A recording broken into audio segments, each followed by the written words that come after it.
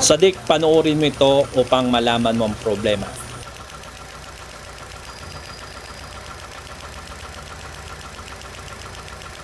Sadik, nakita mo yon at narinig mo yon tik, tik, tik, tik. Ibig sabihin, mayroon pong leak ang ating high tension wire na kung saan nakita natin na may maliit na apoy na nagja-jam.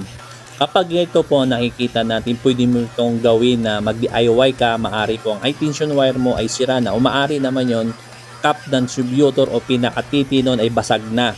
So kinakailangan mo po siyang palitan dahil ito yung nagiging sanhi ng palyado ng ating makina at maging dahilan ng paglakas ng ating gasolina habang tayo nagbibiyahe. Napaka-importante ito guys, kailangan po natin siyang palitan para ang ating makina ay maging kondisyon sa bawat takbo ng ating sasakyan ay hindi tayo makaramdam na parang kumakadyot o masabi natin mabagal. Kaya importante magpalit tayo. Muli, Mr. Pads.